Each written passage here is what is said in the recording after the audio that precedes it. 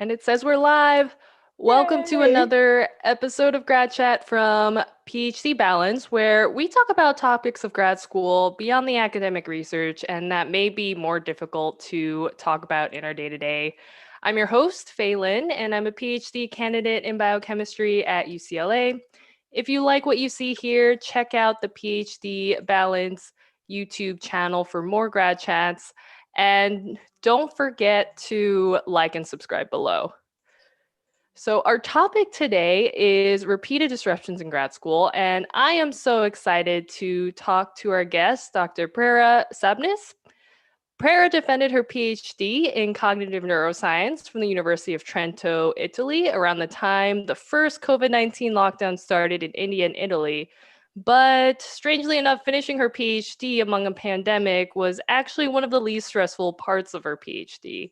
So today, Prerana will chat with us about her experiences with disruptions in grad school, which range from changing a PhD topic, heartbreak, care responsibilities, mental health struggle, and 9 international moves in 3.5 years. And that is so much disruption. So, welcome, Prerana. It's so great to have you. How are you doing today? I am good. Thank you for having me. I'm excited to be here. And I am so excited to talk about this topic because I think a lot of the times in grad school, really in life, we expect things to be this linear path, but oftentimes life doesn't present itself that way. So, if you want to just talk a little bit about what kind of disruptions did you face during your PhD and elaborate more on what your story is. Yeah, I think when I started off the PhD, I did expect it to be sort of just one straight thing where I do experiment one, experiment two, and I didn't really take into account anything else. So just to give you a bit of a background, I my PhD was a time-bound European style PhD, which I think is maybe a little different from how it's done in other parts of the world. So I actually was part of an Erasmus Mundus Joint Doctorate program. So my main university was in Italy, but I was also based out of a university in Germany, in the Netherlands, in the UK, and Australia. So I expected a bit of moving around to happen.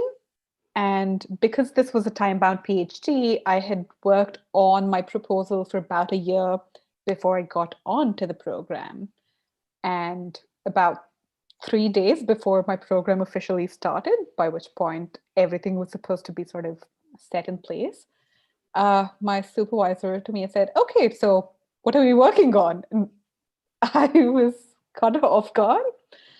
Turns out the proposal I had applied with that had gotten me in was just for them to kind of see whether I can write up a proposal or not. And because of some admin issues that had and changes that had in administration at the local hospital, we couldn't go ahead with what I had originally planned. So disruption one started like 3 days before we began the PhD. Um, because of the international nature of my PhD, I was supposed to move once or twice during my PhD. Um, but just the kind of topic I ended up picking um, meant I kind of had to shuttle between three universities, the main one in Italy, a second one in Australia, and third one in the Netherlands, and a fourth one in Germany that I would go to once every year, I think for about a month or so. And I guess at some point amidst all of this, my mother got diagnosed with stage 4 cancer, which was a bit of a WebMD nightmare because it came without any really heavy symptoms. It was just a lot of persistent coughing and fatigue, and the doctors were like, "Oh, it's cancer." So I kind of had to manage my time to rush back home at some point to spend some time with my mother during chemotherapy and radiation, and yeah, so I think between all of these things, every time I moved to a new university, I would say, okay, I'm going to be here for about 6 months, 7 months, 8 months, whatever. But I think from about 1.5 years into my PhD, I haven't been in a place for more than 3 months. Um, so because I moved with the intention of staying somewhere longer every single time, I had to find a new place to stay in. I had to figure out the electricity, internet, whatever. I had to sublet my house in Italy and find other tenants, pack up everything, move, and then come back and do the same thing again. So, yeah, that's a bit about how things kind of went during my PhD. Wow. I so we were talking a few minutes before the stream started, and Mhm. I was just like, that is so much to deal with. On top of all of the regular stressors of a PhD, I think moving, like you said moving, you didn't stay in one place for more than 3 months, is that right? Yeah, 3 or 4 And months. I think that was tops. yeah, and that is like insane to me because like moving itself is such a big logistical task, so stressful. And then on top of everything else that you had mentioned, it's just I think that is my response. Yeah. And I think a lot of people really will benefit from hearing this combination of disruptions that you've experienced. Yeah. And let's see, I'd like to there's so many pieces in all these disruptions, but I maybe we'll take them one by one and maybe start with the moving Hmm. aspect. Hmm. And one of the questions we received from social media wants to know more about how hard it was logistically. Did you receive Hmm. any financial support from your program or any kind of support in regards to moving? Hmm.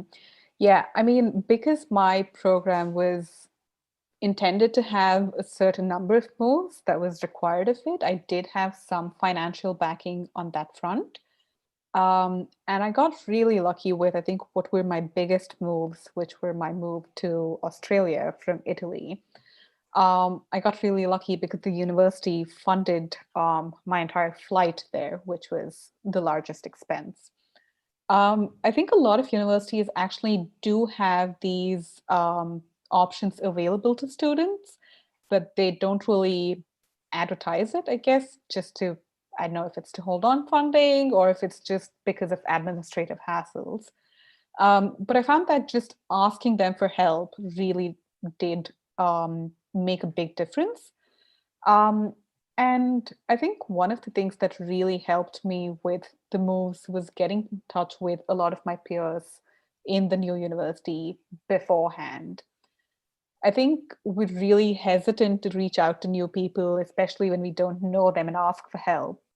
But I mean, graduate students all have very similar experiences when it comes to moving, and they know how stressful it can be, especially if you're doing it in the middle of planning an experiment or in the middle of trying to write up a paper. And I found that a lot of them were actually really helpful. I got links from people about places I could try finding accommodation, what kind of service providers I could look at for phone services, internet, just everything. Um, I think that was definitely a very big part if that made moves convenient. Um, Pre-planning really helped. I mean, like I said, I didn't really have a lot of time to plan a lot of these things, but if I knew even once or twice that I might move maybe in 6 months from now or in 5 months from now, I really tried to proactively start looking up things like how do I get from the airport to the university or to my accommodation, just to give myself an idea as to how much I might need to save for the transport because I'll be moving with a lot of luggage. Or if I land in the middle of the night, how safe is it to get from one place to another? And yeah, I think just pre planning and looking up these things helps quite a bit. Right, Um, right. yeah. Yeah, and we have another question here that says, how did you adjust to all the different countries you studied slash researched in? during your PhD? I imagine the pre-planning and with any different places with different support network, how Mhm. did you adjust to different countries? I think it's a mixed bag. I moved to Italy initially, and that was culturally very similar to where I come from, but also very different. Um, I think in terms of how social people are, in terms of how loud people are, um, I find Indians and Italians uh, have a very similar temperament, I guess, in that sense. But when I moved to Italy, I spoke no Italian at all, and that was incredibly isolating. Um, I found that at least the university I was in as a culture, they try making conversation with you for maybe one or two sentences, but if there was more than two Italians around, they would automatically switch to Italian with uh, just no regard. So if you're moving to a new country and you don't speak the language, I would definitely recommend starting courses. Unfortunately, I didn't have that option for Italian very easily in India, so I didn't do that. Um, so I think language definitely plays a really big part. Um, so when I moved from Italy to Australia, life was automatically much easier because I could get around. Uh, but I'd already sort of gotten used to a certain way of living. So when I moved there, I remember listening to what people were saying, translating a response to Italian in my head, and then back translating it to English because I'd gotten used to translating from English to Italian. Um, so I think it just took some time to get used to it. But what helped was actively not expecting cultures to be the same. Um, I think when I'd lived abroad once before and I'd been in the UK for my master's. So when I went to Italy, I think I went in there expecting somewhat a similar experience, which I didn't really have. So when I went to Australia, I think I was a bit more open as to what the place might have to offer. And I think that sort of openness helped me sort of not just understand the culture faster and fit in better, but um, I guess it also made it feel a bit less uncertain. I mean, I wasn't as worried about how different things are going to be or how same they're going to be.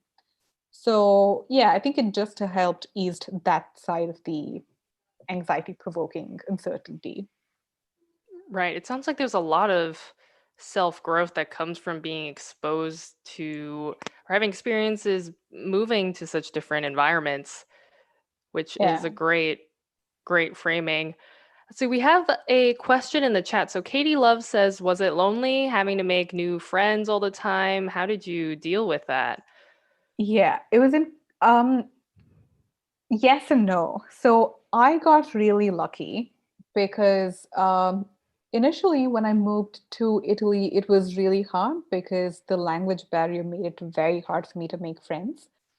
But one of the things that happened on this program was in each cohort or each year, we had about 6 or 7 students, all of them based at these different universities. So just like me, there were 6 other people in my year who were making these multiple moves. And we had, you know, PhD students before us who were a year above or 2 years above at distributed at these different universities. And we'd meet twice a year for the summer schools and winter schools. So I had a chance to kind of get to know some people before I actually moved to the university. So it helped knowing just 2 or 3 people when I moved to certain places.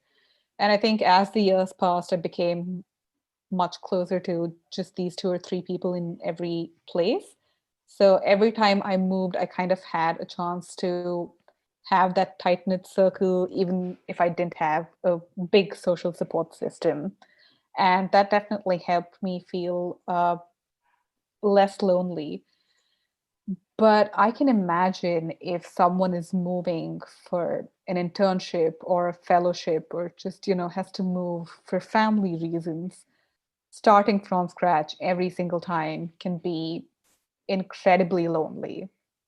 um, I felt that even though I had a few people that I had met, that I was friends with, that I knew, moving into a new lab, moving into a new setup was still a bit hard because I felt removed and isolated from whatever bonds they had formed from their previous experiences. And that still made it a bit hard to kind of feel at home every single time because I haven't been a part of the rapport they've established with other people in the lab who are not part of the program or with other professors who are, around the university. Um, so it was a bit lonely at times, but I think the way the program was structured made my life much easier. Yeah. Yeah, support networks are so important, especially when we're going through any sort of disruption in Yeah. grad school.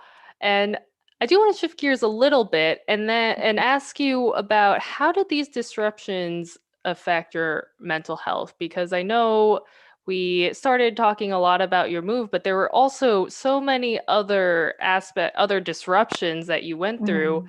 How did all those experiences impact your mental health?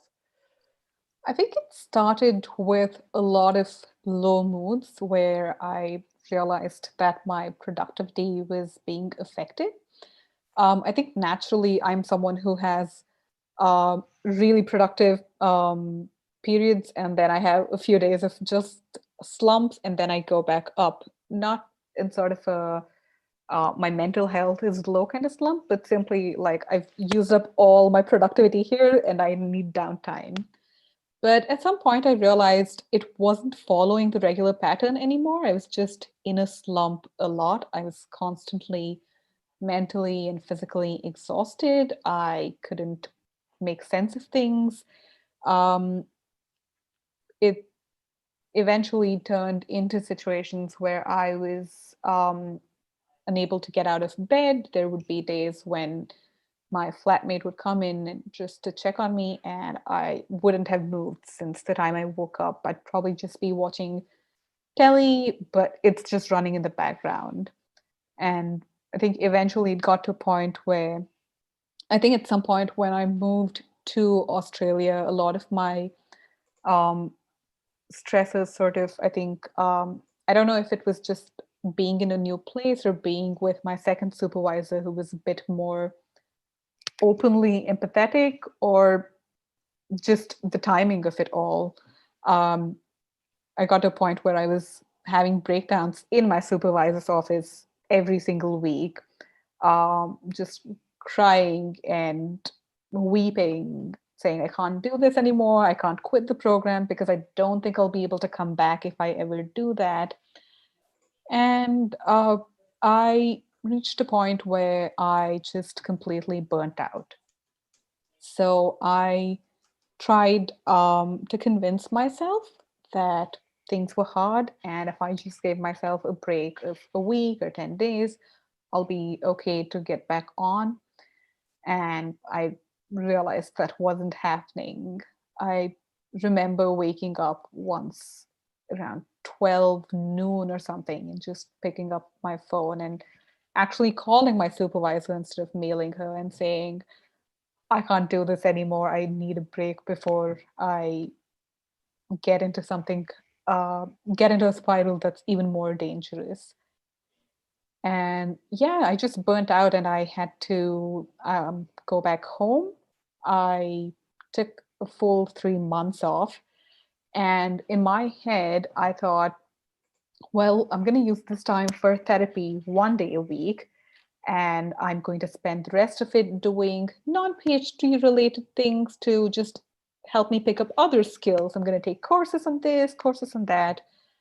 Um, but the reality was, I was so exhausted and out of it that not, I couldn't actually even get through watching simple rom-coms or fiction novels or comics in one sitting. And I think I just spent a lot of time just sort of having music playing in the background, thinking about therapy, just, yeah, just processing things for a good 2 months before I could even start to get back to any level of activity. Yeah. Thanks so much for sharing your story because I mean, I talk a lot about mental health, Mhm. and in that advocacy for sure, you realize there is so much stigma and it's really difficult to talk about these experiences on a public platform. So I love these grad chats. Me There's too. such there's such a great space for us to normalize these conversations and to Mhm. say that, especially given all the disruptions that you've described to us, it's completely understandable and very human to have experienced any type of mental health struggle. And I think one question that people are interested in is that you mentioned you talked to your supervisor that you were struggling with these things. And was your supervisor understanding of your story, of all these disruptions, what you were going through? Yeah. So I had two supervisors. My primary supervisor, who was based out of my university in Italy, and my second supervisor was based out of the university in Australia. I think when I was at my lowest point, I was in Australia, and my second supervisor was incredibly understanding. I think it was actually, if I remember correctly, it was actually her idea that I should consider taking a break. Um, I know this is not everyone's experience. I know a lot of people struggle with actually being able to communicate to their supervisors that they're struggling. And I think I did struggle with that with my main supervisor as well. Not because he wasn't understanding, but I think he had a very different way of approaching things. Um, just to give you an example, when my mother passed away, I told my two supervisors what had happened. And my supervisor in Italy said, I'm so sorry that's happened, but I can tell you from experience that diving back into work is probably the best thing you can do to distract yourself right now. And my second supervisor said, well, take all the time you need off. You don't need to be worrying about your PhD right now. You can come back to it right now if you're ready, but also sometime later if you need time off. And I think with my second supervisor, I had a bit more of a sense of I can take time off if I need to. Whereas with my main supervisor, I constantly had the sense of I'm letting him down if I actually tell him I'm struggling. So if I hadn't had my second supervisor who was more open to talking about things and taking things at the pace that I needed to take it at that point, I think it would have been a very different story how my PhD would have turned out or how I would have dealt with my mental health issues at that point. But Right. yeah, I can imagine it's not an easy conversation for most people to have with their supervisors. Right. I think like you said, it's also dependent on the supervisor because it sounds like your two supervisors had very different approaches and takes Yeah. in how to support you at that Hmm. time and dealing with that. Let's see, another going off of your experiences, another question we have here is what helped you cope with grief? I a bunch of things, I guess. Um, I needed time off. When it happened, I definitely took like 3 or 4 weeks off completely, because I was unable to process anything else at that point. So I guess my second supervisor's advice really helped at that point. But I think after that, what actually helped was doing what my primary supervisor said. For me, drowning myself in work at that point gave me a sense of purpose, which I think a lot of people who go through grief can feel is suddenly lacking in their lives.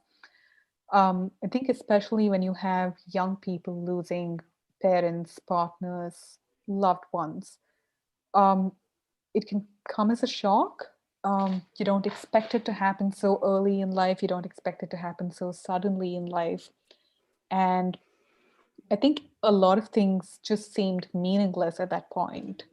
And I think just having a PhD to work towards or having these short term goals that I could kind of set for myself in some way made me feel like, maybe there is more I can achieve. Maybe there is something I can do to kind of uh, make myself like life is worth living again.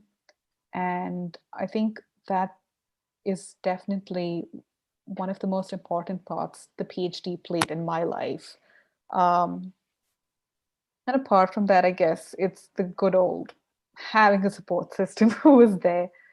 I spent a lot of time with my family when this happened. My partner, I think, has been my biggest source of support through the entire thing.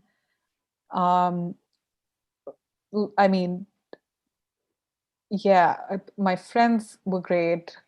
I think with the PhD, I had a sense of community.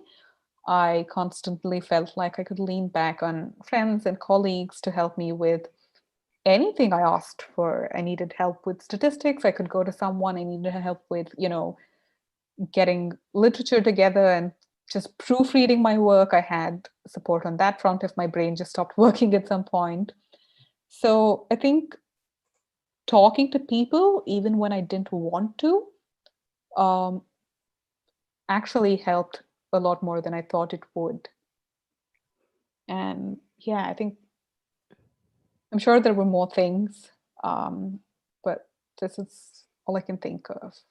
And food, uh, and food, as cheesy as it sounds, or as unhealthy as it sounds, I guess to a lot of people. But I think at that point, eating food that made me feel good to some extent for at least a short period of time made me feel better. It helped me get through the initial phases of grief. What's your favorite food? Chocolate chips, anything unhealthy, ice creams. um, Yeah, I those are the don't know. best. Yeah, I think when you're down in the dumps, that's definitely some of my go-to Mm-hmm. food. Yeah, yeah, and a lot of Indian street food because I was still at home at that point. Nice, nice. Yeah. Yeah. Yeah, thanks so much for sharing your story. And I think it is very difficult to navigate how best to support yourself when you are going through something difficult. And I think it is so valuable to talk to different people and ask what worked for them, if it was a support network, if it was what's your favorite comfort food, Hmm. whatever it may be. I think oftentimes it can feel, I know people can feel kind of lost. And I'm talking from my own personal experiences too with my own mental health struggle. It's just a lot, Hmm. and you can feel kind of lost of how to best support yourself. And during all these disruptions and moves, were you able to access, I guess, mental health resources depending on where you were, or how was it with that type of, Yeah. maybe So university sport or whatever? yeah. So that was a bit complicated initially. I think at the outset, when I sort of realized I was kind of spiraling down, I was still in Italy. And I wanted to seek mental health support at that point, but I realized I couldn't really go anywhere because even though the university had um, therapists listed and counselors listed, um, I learned from talking to people that a lot of these people didn't really speak English. And that was really hard for me because I realized I couldn't reach out to a place um, that was an international university to seek help because I wasn't fluent in Italian at that point by any means. Um, but eventually, when I moved to Australia, I was able to sort of go to the uni healthcare support system. I totally messed that up, but Yeah, there was mental health support that I got initially in Australia. And I think one of the things I realized when I got support there was I don't know if it was planned out this way or if it was completely coincidental, but the therapist who was allotted to me had was of Indian descent. So he was familiar with a lot of the cultural baggage that came with a lot of things that I was going through. And I think that really made a difference because I didn't have to explain to him certain family dynamics or certain cultural expectations, which I think might have been an additional thing to bring to therapy if it had been someone from a very different background, which happens, right? I mean, especially when you're abroad, you have very different cultural experiences. But eventually, I think at some point when I moved back home, I found a therapist that worked for me, and I just continued doing online therapy with them because I think I realized after two or three therapists that it's not very easy to come by someone who works for you. And I also learned that therapist shopping is more common than I had previously known. You just learn some things by experience. Yeah, so I think eventually when I found someone who worked for me, I just decided to do it online because with all the moves that I had happening, with all the other uncertainties, this was one of the stable aspect of my life that I could maintain to sort of keep me sane at that point. Right. I Yeah. totally get the struggle in, Yeah. in navigating mental health resources. And I can only imagine how difficult that can be compounded with all of these moves and all of these other disruptions that you've mentioned with us today. So let's see, we are running out of time for this grad chat, but if there's anything else that you want to bring up that we haven't talked about yet, or anything that comes to mind, any additional things you want to say to our audience? um, I think we spoke about a lot of things today, and I guess there are different aspects different people might have related to. But if there's one thing I think I'd like to leave our audience with is regardless of what your struggle is, just don't be afraid to ask for help. You never know what you can get or where you can get it from unless you kind of go forth and ask for it. Because as much as we'd like, no one can really read our minds. So just ask for help, and for all you know, it might just work in your favor. And yeah, I think that's the one thing that I kind of keep coming back to. Just ask for help if you need it, and there's absolutely no shame in doing that. I love it. Yeah. I love it.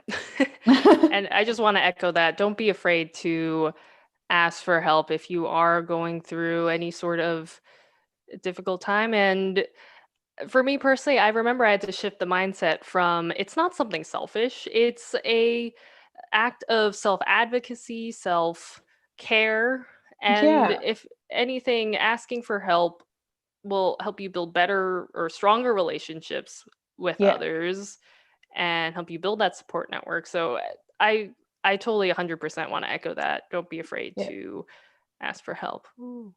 And Prayer, Yeah. you are doing amazing. That is just so much Thank to have you. gone through. Thank you. Yeah. Yeah. I mean, strangely enough, I think the lockdowns and sort of time away from everything has, in my case, I think it's just given me a chance to sort of step back and slow it down a little bit. So, but thank you for saying that. It always helps to hear that. For sure. And I'm sure that everyone listening here today has really benefited from hearing your story, or other people may be facing their own disruptions.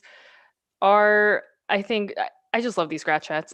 I Me love too. hearing everyone's story, and I just love normalizing how grad school can be hard, Yeah, and we all go through absolutely. different things. Yeah. Well, thank you for hosting this. It's Yeah. yeah. It's been a great platform to tell my story. Yeah, thanks for coming on with us. So, if you are watching for the first time, this has been Grad Chat from PhD Balance, where we talk about topics outside of academic research and more about grad school life or other things that may be harder to talk about in real life. We go live every Saturday, 12 p.m. Pacific, 3 p.m. Eastern. And if you like what you saw today, like and subscribe below. And we have one last question that Mhm. Stephanie just submitted. Where are you now, Prera, post PhD? I'm in the UK. I actually moved here because my partner moved here, but I'm in the midst of a job hunt, and hopefully I don't move anywhere for the next couple of years at least. Yeah, Ooh, yeah, good luck with everything. You thank you. are such a strong person from the story that you've told us today, and I'm Thank you. sure you will thrive in whatever your next adventure may be. Thank you so much. Thank you. All right, everyone. We'll see you all next time. So, bye.